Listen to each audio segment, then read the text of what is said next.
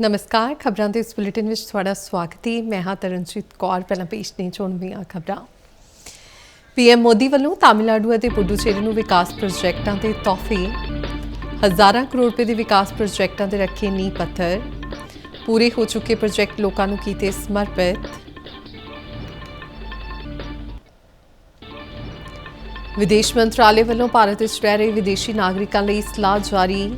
पश्चिमी एशिया विचले भारतीय दूत घरां वालों भारतीय नागरिकों को सुचेत रहने की सलाह। हंगामी स्थिति च सहायता लिए हैल्पलाइन नंबर और ईमेल पते किए जारी।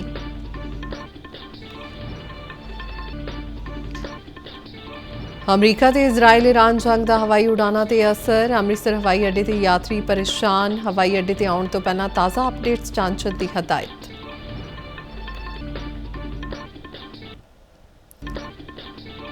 श्री गुरु तेग बहादुर जी के 350वें शहीदी दिहाड़े मौके नवी मुंबई में समागम। केंद्रीय गृह मंत्री अमित शाह सने महाराष्ट्र के वख-वख आगुआं ने की शिरकत। हिंद की चादर की लासानी शहादत नूं कीता नमन। होले महल्ले का पहला पड़ाव श्री कीरतपुर साहिब विखे समाप्त। दूजे पड़ाव की आरंभता भलके तक श्री केसगढ़ साहिब तो होवेगी। 4 मार्च को श्री आनंदपुर साहिब विखे सजाया जाएगा महल्ला। T20 विश्व कप में सुपर 8 खेड के अहम मुकाबले आज भारत और वेस्ट इंडीज़ विचाले होगा करो या मरो मुकाबला। कोलकाता के ईडन गार्डन में हुण तो थोड़ी देर बाद शुरू होगा मैच। ते हुण खबरां विस्तार नाल। प्रधानमंत्री नरेंद्र मोदी ने तमिलनाडु के मदुरै में 4400 करोड़ रुपए तो वध की लागत वाले विकास प्रोजेक्टों का नींह पत्थर रखा और पूरे हो चुके प्रोजेक्ट लोगों को समर्पित किए। ये प्रोजेक्ट कौमी शाह मार्ग के विस्तार, रेलवे के आधुनिकीकरण और प्रसार भारती नाल संबंधित ने।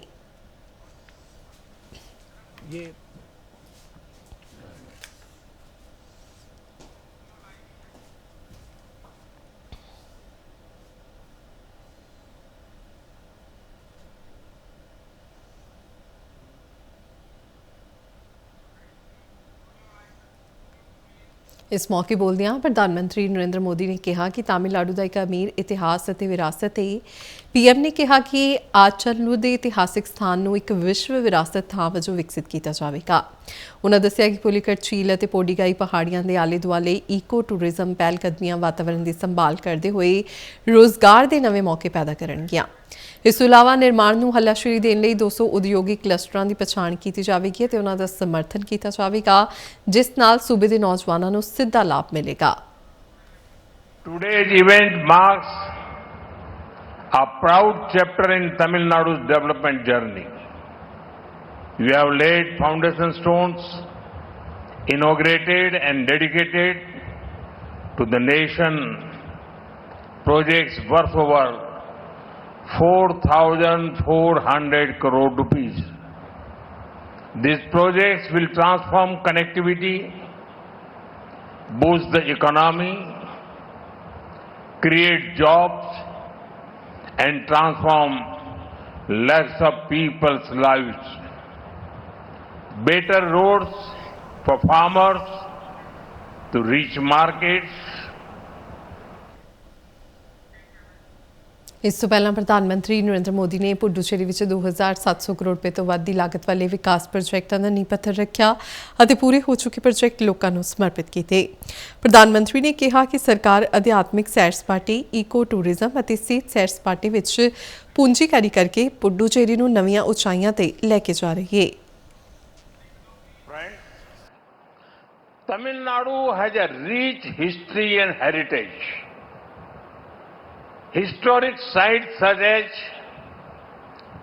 Adi Chanallur will be developed into global heritage destinations.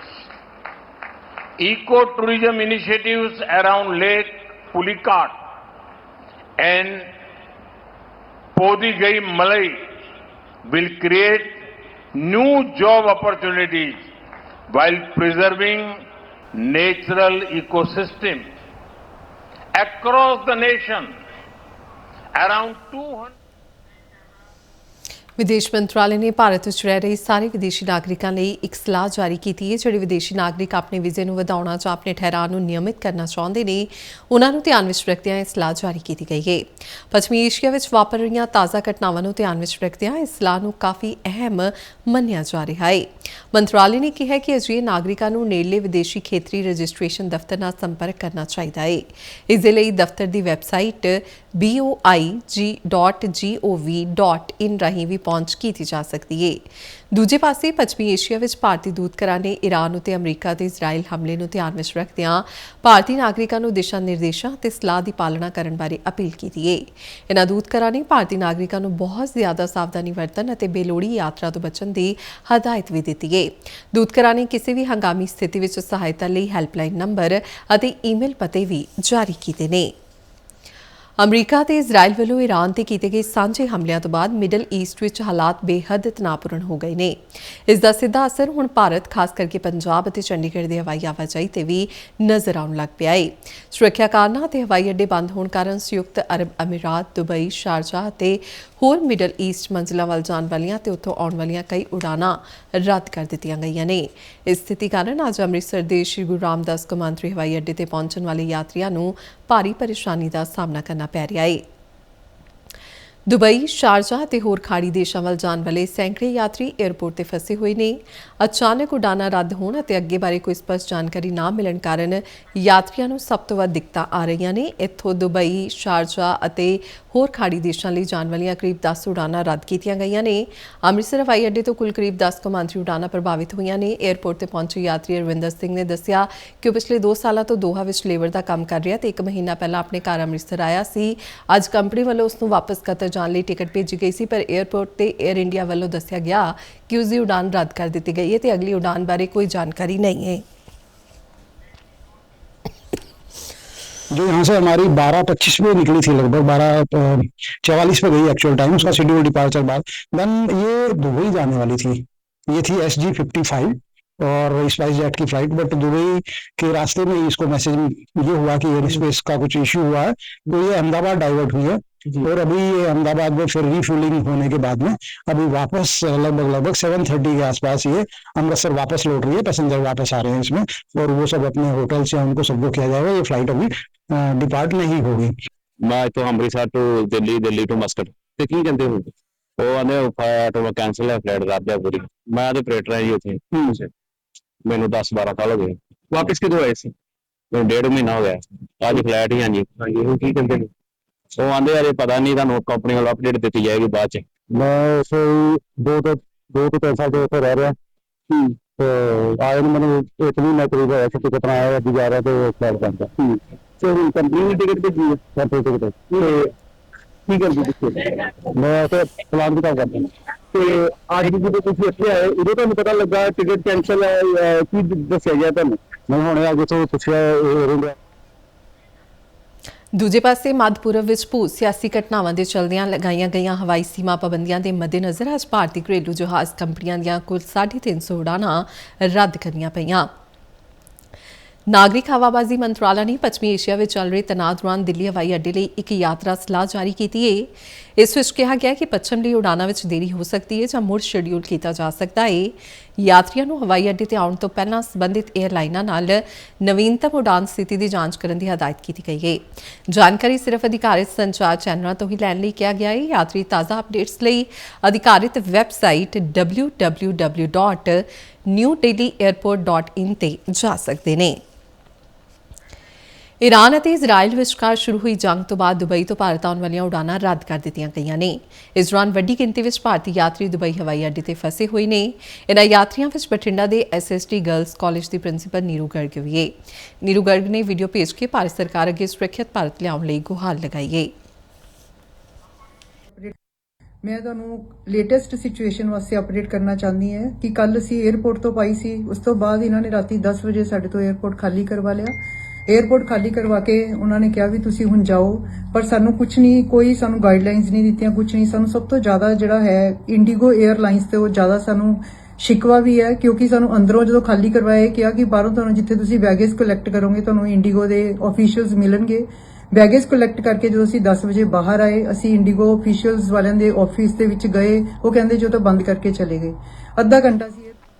ਸਿੱਖ ਧਰਮ ਦੇ 9ਵੇਂ ਗੁਰੂ ਸ਼੍ਰੀ ਗੁਰੂ ਤੇਗ ਬਹਾਦਰ ਜੀ ਦੇ 350ਵੇਂ ਸ਼ਹੀਦੀ ਦਿਹਾੜੇ ਨੂੰ ਸਮਰਪਿਤ ਸਮਾਗਮ ਮਹਾਰਾਸ਼ਟਰ ਦੇ ਨਵੀਂ ਮੁੰਬਈ ਵਿੱਚ ਕਰਵਾਇਆ ਗਿਆ।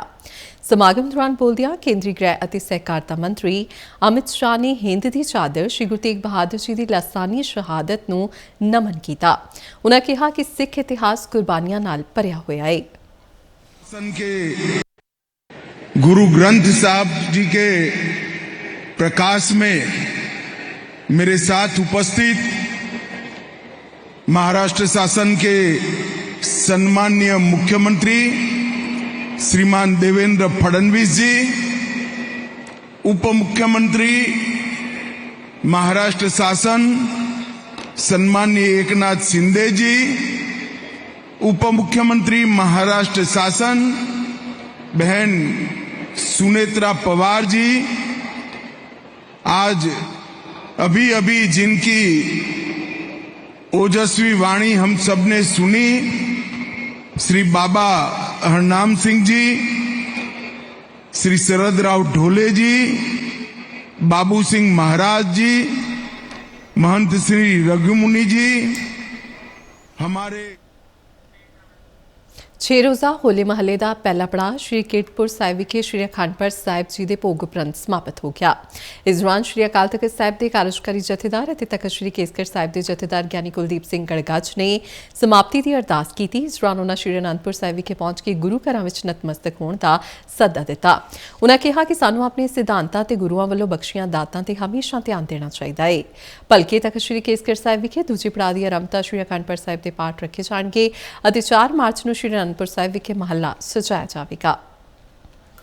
ਹੋਲਾ ਮਹੱਲਾ ਸਿੱਖ ਪੰਥ ਦਾ ਇੱਕ ਕੌਮੀ ਤਿਉਹਾਰ ਆ ਜਿਹੜਾ ਕਿ ਅਨੰਦਪੁਰ ਸਾਹਿਬ ਦੀ ਮੁਬਾਰਕ ਧਰਤੀ ਤੇ ਮਨਾਇਆ ਜਾਂਦਾ ਵਾ, ਜਿਹਦੇ ਪਹਿਲੇ ਪੜਾਅ ਦੇ ਤਹਿਤ ਅੱਜ ਗੁਰਦੁਆਰਾ ਸ਼੍ਰੀ ਪਤਾਲਪੁਰੀ ਸਾਹਿਬ, ਕੀਰਤਪੁਰ ਸਾਹਿਬ, ਸ਼੍ਰੀ ਅਖੰਡ ਪਾਠ ਸਾਹਿਬ ਦੇ ਭੋਗ ਪਏ ਨੇ ਔਰ ਅੱਜ ਸਾਰਾ ICC T20 ਕ੍ਰਿਕਟ ਵਿਸ਼ਵ ਕੱਪ ਵਿੱਚ ਅੱਜ ਭਾਰਤ ਦਾ ਮੁਕਾਬਲਾ ਸੁਪਰ 8 ਖੇਡ ਵਿੱਚ ਵੈਸਟ ਇੰਡੀਜ਼ ਨਾਲ ਹੋਵੇਗਾ। ਇਹ ਮੈਚ ਕੋਲਕਾਤਾ ਦੇ ਈਡਨ ਗਾਰਡਨ ਸਟੇਡੀਅਮ ਵਿੱਚ ਹੁਣ ਤੋਂ ਥੋੜੀ ਦੇਰ ਬਾਅਦ ਸ਼ੁਰੂ ਹੋਵੇਗਾ। ਭਾਰਤ ਨੇ ਟਾਸ ਜਿੱਤ ਕੇ ਪਹਿਲਾਂ ਗੇਂਦਬਾਜ਼ੀ ਕਰਨ ਦਾ ਫੈਸਲਾ ਲਿਆ। ਇਸ ਮੈਚ ਦਾ ਨਤੀਜਾ ਟੂਰਨਾਮੈਂਟ ਵਿੱਚ ਭਾਰਤ ਦੇ ਭਵਿੱਖ ਦਾ ਫੈਸਲਾ ਕਰੇਗਾ। ਅੱਜ ਖੇਡੀ ਗਈ ਸੁਪਰ 8 ਦੇ ਇੱਕ ਹੋਰ ਮੈਚ ਵਿੱਚ ਦੱਖਣ ਅਫਰੀਕਾ ਨੇ ਜ਼ਿੰਬਾਬਵੇ ਨੂੰ 5 ਵਿਕਟਾਂ ਦੇ ਫਰਕ ਨਾਲ ਹਰਾਇਆ। ਬੀਤੇ ਦਿਨ ਖੇਡੀ ਗਈ ਸੁਪਰ 8 ਖੇਡ ਦੇ ਇੱਕ ਮੈਚ ਵਿੱਚ ਸ਼੍ਰੀਲੰਕਾ ਖਿਲਾਫ 5 ਦੌੜਾਂ ਨਾਲ ਜਿੱਤ ਦੇ ਬਾਵਜੂਦ ਪਾਕਿਸਤਾਨ ਟੂਰਨਾਮੈਂਟ ਤੋਂ ਬਾਹਰ ਹੋ ਗਿਆ ਹੈ, ਜਦਕਿ ਨਿਊਜ਼ੀਲੈਂਡ ਨੇ ਬਿਹਤਰ ਰਨ ਔਸਤ ਦੇ ਚਲਦਿਆਂ ਸੈਮੀਫਾਈਨਲ ਵਿੱਚ ਦਾਖਲਾ ਹਾਸਲ ਕੀਤਾ ਹੈ। T20 ਵਿਸ਼ਵ ਕੱਪ ਦੇ ਸੈਮੀਫਾਈਨਲ ਮੁਕਾਬਲੇ 4 ਅਤੇ 5 ਮਾਰਚ ਨੂੰ ਹੋਣਗੇ, ਜਦਕਿ ਫਾਈਨਲ 8 ਮਾਰਚ ਨੂੰ ਖੇਡਿਆ ਜਾਵੇਗਾ। ਖਬਰਾਂ ਦੇ ਬੁਲੇਟਿਨ ਸਾਡੇ ਦਰਸ਼ਕ DD ਨਿਊਜ਼ ਪੰਜਾਬ ਦੇ YouTube channel, Facebook page, Instagram ਅਤੇ ਸੋਸ਼ਲ ਮੀਡੀਆ ਪਲੇਟਫਾਰਮ X ਤੇ ਵੀ ਦੇਖ ਸਕਦੇ ਨੇ। ਤੇ ਬੁਲੇਟਿਨ ਦੇ ਅਖੀਰ ਵਿੱਚ ਚੋਣਵੀਆਂ ਖਬਰਾਂ ਇੱਕ ਵਾਰ ਫਿਰ ਤੋਂ।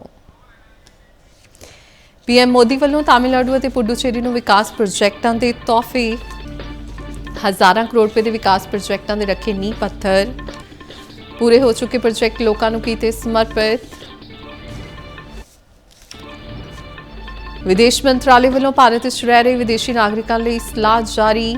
ਪੱਛਮੀ ਏਸ਼ੀਆ ਵਿਚਲੇ ਭਾਰਤੀ ਦੂਤ ਘਰਾਂ ਵੱਲੋਂ ਭਾਰਤੀ ਨਾਗਰਿਕਾਂ ਨੂੰ ਸੁਚੇਤ ਰਹਿਣ ਦੀ ਸਲਾਹ।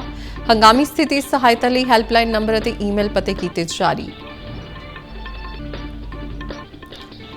ਅਮਰੀਕਾ ਤੇ ਇਜ਼ਰਾਈਲ ਇਰਾਨ ਜੰਗ ਦਾ ਹਵਾਈ ਉਡਾਨਾਂ ਤੇ ਅਸਰ। ਅੰਮ੍ਰਿਤਸਰ ਹਵਾਈ ਅੱਡੇ ਦੇ ਯਾਤਰੀ ਪਰੇਸ਼ਾਨ। ਹਵਾਈ ਅੱਡੇ ਤੇ ਆਉਣ ਤੋਂ ਪਹਿਲਾਂ ਤਾਜ਼ਾ ਅਪਡੇਟਸ ਜਾਂਚਣ ਦੀ ਹਦਾਇਤ। ਸ਼੍ਰੀ ਗੁਰੂ ਤੇਗ ਬਹਾਦਰ ਜੀ ਦੇ 350ਵੇਂ ਸ਼ਹੀਦੀ ਦਿਹਾੜੇ ਮੌਕੇ ਨਵੀਂ ਮੁੰਬਈ ਵਿੱਚ ਸਮਾਗਮ। ਕੇਂਦਰੀ ਗ੍ਰਹਿ ਮੰਤਰੀ ਅਮਿਤ ਸ਼ਾਹ ਸਣੇ ਮਹਾਰਾਸ਼ਟਰ ਦੇ ਵੱਖ-ਵੱਖ ਆਗੂਆਂ ਨੇ ਕੀਤੀ ਸ਼ਿਰਕਤ। ਹਿੰਦ ਦੀ ਚਾਦਰ ਦੀ ਲਾਸਾਨੀ ਸ਼ਹਾਦਤ ਨੂੰ ਕੀਤਾ ਨਮਨ। ਹੋਲੇ ਮਹੱਲੇ ਦਾ ਪਹਿਲਾ ਪੜਾਅ ਸ਼੍ਰੀ ਕੀਰਤਪੁਰ ਸਾਹਿਬ ਵਿਖੇ ਸਮਾਪਤ। ਦੂਜੇ ਪੜਾਅ ਦੀ ਆਰੰਭਤਾ ਭਲਕੇ ਤਖ਼ਤ ਸ਼੍ਰੀ ਕੇਸਗੜ੍ਹ ਸਾਹਿਬ ਤੋਂ ਹੋਵੇਗੀ। 4 ਮਾਰਚ ਨੂੰ ਸ਼੍ਰੀ ਅਨੰਦਪੁਰ ਸਾਹਿਬ ਵਿਖੇ ਸਜਾਇਆ ਜਾਵੇਗਾ ਮਹੱਲਾ। ਤੇ T20 ਵਿਸ਼ਵ ਕੱਪ ਵਿੱਚ ਸੁਪਰ 8 ਖੇਡ ਦੇ ਅਹਿਮ ਮੁਕਾਬਲੇ ਅੱਜ ਭਾਰਤ ਅਤੇ ਵੈਸਟ ਇੰਡੀਜ਼ ਵਿਚਾਲੇ ਹੋਵੇਗਾ ਕਰੋ ਜਾਂ ਮਰੋ ਮੁਕਾਬਲਾ। ਕੋਲਕਾਤਾ ਦੇ ਈਡਨ ਗਾਰਡਨ ਵਿੱਚ ਹੁਣ ਤੋਂ ਥੋੜੀ ਦੇਰ ਬਾਅਦ ਸ਼ੁਰੂ ਹੋਵੇਗਾ ਮੈਚ। ਤੇ ਇਸ ਦੇ ਨਾਲ ਹੀ ਖਬਰਾਂ ਦਾ ਬੁਲੇਟਿਨ ਖਤਮ ਹੁੰਦਾ ਹੈ। ਇਜਾਜ਼ਤ ਦਿਓ, ਨਮਸਕਾਰ।